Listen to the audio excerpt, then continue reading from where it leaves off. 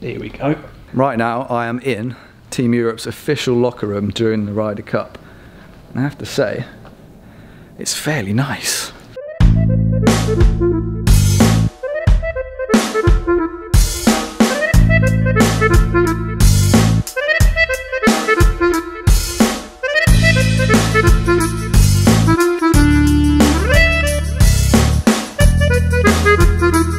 Yes, Woozy. Of course, some of you will have seen Woozy was a part of our VIP packages to the Ryder Cup. Hosting guests who came out VIP on the Eurostar with us. I have to say, I spent a little bit of time with Ian. Top guy, really funny. Look who I found, Mr. Ian Woosden. How's it going? Rory, good to meet you. Nice to meet you.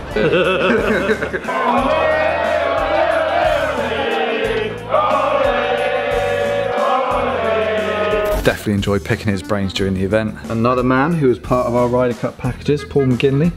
He will be at the Masters with us this year as well. Thank you everybody. Welcome to Versailles, welcome to Paris, welcome to the Ryder Cup! So you may be wondering what I'm actually doing out here in the players' locker room. I haven't snuck in, I didn't break in either. I'm actually meeting the general manager of Le Golf National any minute now. I'm going to talk to him about his role in obtaining the Ryder Cup for the resort and what the processes were in place when the actual event was on and what to look forward to here at Le Golf National, because obviously there have been big changes at the resort, both in the build up to the event and then obviously post Ryder Cup. The event is going to leave a bit of a legacy and I think things are definitely just going to keep getting better here in Paris. Hi guys, Rory here from Your Golf Travel. I'm here at Le Golf National in Paris and I'm joined by the general manager, Mr. Paul Armitage. Hello. Thank you very much for lending me some of your time today, Paul. And it's the 6-month anniversary pretty much to the day of the Ryder Cup 2018.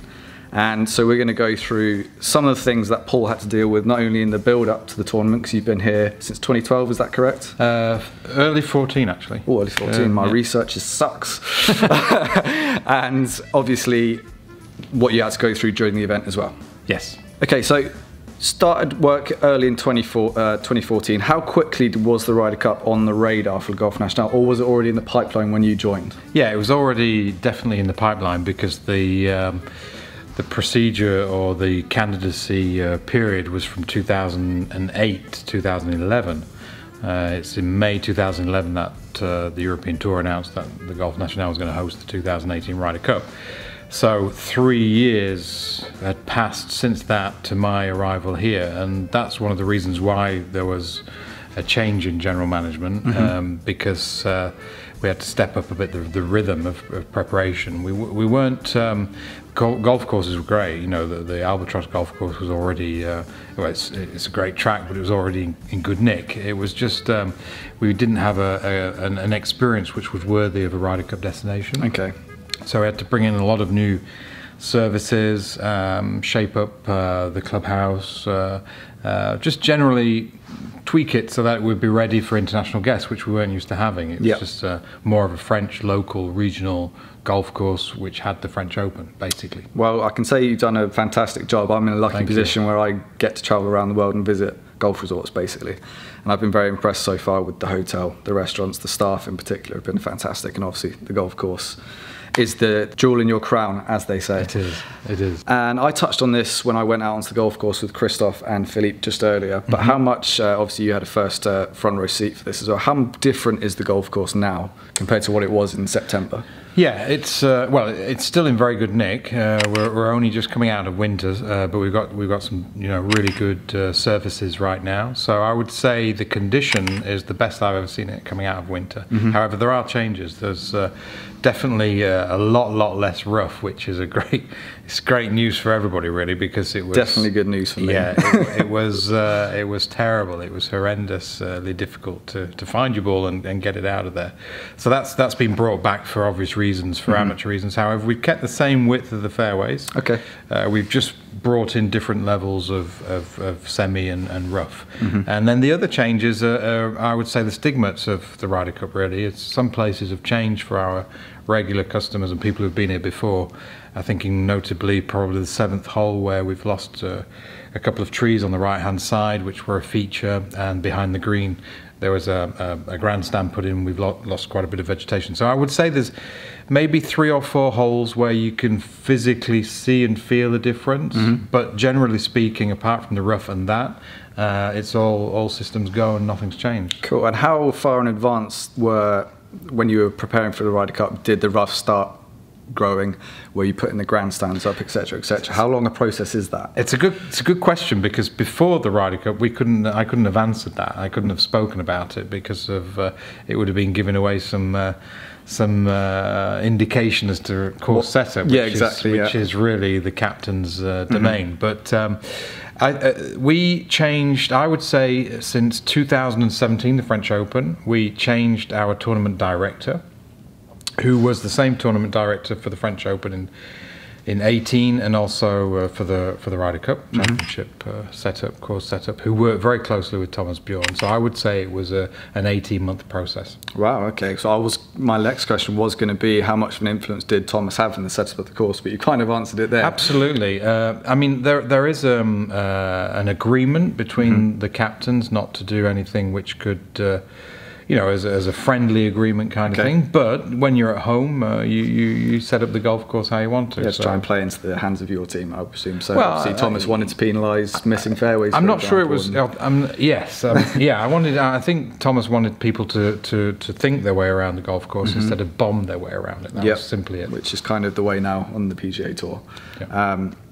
So right now we're standing in what was Team Europe's locker room, correct? And it kind of leads on to another thing. I've noticed there's just Ryder Cup memorabilia absolutely everywhere, no matter where you look on the resort, whether you're in the hotel, in the clubhouse. And we've got more coming. Oh, really? Yes. Wow, okay. Yeah. So I've got a question for you. Surely you must have had a pretty decent little bit of Ryder Cup memorabilia post-event that you've got. Do you have a favourite piece of Ryder Cup? I do actually. Yeah, now it's a good story as well, because it was on the Monday morning after the Ryder Cup. Very, very strange day. Probably one of the worst days of my life, because you work so hard for 5 years to get it ready, and to help contribute into a massive team effort. And then on the Monday, it's strange because there's nothing happening, because in case it ran over, so no contractors are brought into the site. Yeah. And I didn't bring in any staff, and we were closed, and there were maybe a few sponsors who would go out on the golf course, but there was nobody, there was nothing happening. And even some of the organisation, well, most of the organisers weren't here anyway, so just nobody. It was ghost town on Monday, and then just walked in the door about 11 o'clock in the morning was Thomas Bjorn. Okay. Obviously had a great night and a good party, and I think he was hoping and expecting that we would be here, and he came in with a gift, and it was a replica, and it still is a replica of the Ryder Cup done in Lego from his home country. I was wondering what that was earlier, and that's it. That was his Monday morning gift to the Golf National, and it brought a tear to my eye, and it was a very generous. Very generous act on his behalf to come in on a Monday and just do that. So speaking of the players, I think I already know, well, it might not be true anymore, but your favourite moment of Ryder Cup history, at least at one stage, was the miracle at Medina. Is that correct? Yes. And I was going to say, is that now a different story? Because obviously you've been very personally involved with last year's event. Yeah, Miracle of Medina is more of a family story. I mean, it's a fantastic story for all of Europe, any European golf fan, and Lazabal and everybody. But it was also a family moment as well, because I was there on my own, but I was communicating back and forward with my family, and they were saying, "Oh my God." On the Saturday, they were going, what do you do next, Batman, kind of thing, when we were losing so much. Yeah. So it was just a good moment in my golfing life and personal life. But now, having done this one, I mean, I think one of the moments which was the most touching was, I think, Tuesday of the week, hearing the players, because they were they had their dining room in our pro shop, which is right next to my office. Okay.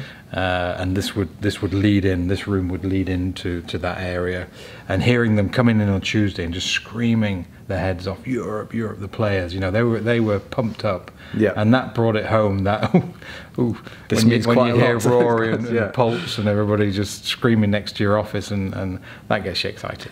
Well, yeah, you mentioned them chanting Europe. My most memorable moment from out there when I was here in September, like I said, we spent most of our morning on the first tee grandstand on the Sunday, which was unbelievable. Yeah. And then we nipped over to the 16th green, and that's literally the only two locations we were all day. So we kind of took a less is more approach in terms of seeing a lot of golf. 16, there's one stage where all the European fans at the left-hand side of the hole chanting Europe, and then all the European fans at the right-hand side would chant Europe back at them. It was like a game of tennis with the chanting, and it was amazingly loud. And that's one of the things that stood out for me, which just encapsulates that atmosphere that was here, which I just couldn't believe. Because to be honest with you, I'd always said to people that the Ryder Cup was a made-for-TV event, and I would rather go to something like the Masters or something like that. I actually have changed my mind, because Sunday here was just electric, and probably the best day I've ever had on a golf course. So Brilliant. Congratulations, you put on a good event. Well done. Yeah. So looking ahead, obviously Ryder Cup is in the rearview mirror, sadly. I'm sure you miss it fondly. Yep. You've got the Olympics in 2024, is that correct? Yes, contract signed, all done. Amazing. I mean, is preparations for that already underway, or is that something that Absolutely. There was a period, I can't quite remember, to be honest with you, but while we were shaping ourselves up for the Ryder Cup, we were having these kind of discrete meetings with the Olympic Committee and Paris 2024 when they were bidding to get it. They still had it, you know. So we had visits from the Olympic Committee here while we were doing Ryder Cup stuff as well, and environmental stuff, and so that was an ongoing project as well, an exciting one, and it did come out before Ryder Cup year, just before Ryder Cup year, that we were going to get the Olympics. So all that joined together is going to keep us in the forefront of major golf, I would say, on the world scene, which is really what this place deserves and is needed today. So yeah, that's an ongoing project now. The organisers came to the Ryder Cup, obviously saw what was happening, and like you've just said, enjoyed the environment and the atmosphere, and went away with a whole new idea, and went away with a whole bunch of new ideas for their own tournament, because they were on a model during the bidding process of around about 30,000 tickets a day, but I think they've changed their minds. I think they've seen how the capacity of the site can absorb so many people without having any crowd issues, really, and transport and security went very well. Well, yeah, I have to say, I couldn't believe the size of the grandstand on the first, and it was a great 6,800. It was just incredible. Final question: have you got any free tickets for the Olympics? Do I have any free tickets? Can I have some? I don't know. Keep in contact. Okay, excellent. Well, Paul, thank you very much for your time. Best of luck moving forward, and especially with the Olympics. I know you've got some other events as well. Yes, 2022, the World Amateur Championships, the Eisenhower Trophy. Okay. Is going to be here too. Cool. And yeah, thank you very much for having me. The resort's fantastic. The golf course is brilliant. And obviously it's not just the Albatross course. You've got the Eagle, which has just been voted in by the very reputable Scottish classification, 100 top golf courses in the world, has come into the top 100 in France, which is brilliant, because there are 700 golf courses in France, and the Eagle, we now have 2 in the top 100, and yeah, it's well worth the visit. It's good nick, not the same golf course, not the same difficulty, but which is a good thing, so you can either warm up or reconcile yourself with golf after the Albatross. Okay. And have you got a 9-hole course as well? We do. We have a... Glad I'm not making that up. Yes. No. That one is still, actually, as we're speaking, closed. It's going to reopen on the 1st of April. Okay, cool. Still closed from the Ryder Cup. Yeah, so very much, as you said, since you got on board, the place has turned from a world-class golf course into very much a resort with a very fun and relaxing hotel. The atmosphere in the bar last night was fantastic. Good. So I'm going to put the camera away now and go and enjoy more of that atmosphere. But thank you very much again for your time. Guys, if you've enjoyed this video, listening to Paul's insights, please click the like button, obviously. If you haven't already, subscribe to Your Golf Travel channel, and I'll see you soon with more action from this amazing resort here at Le Golf National.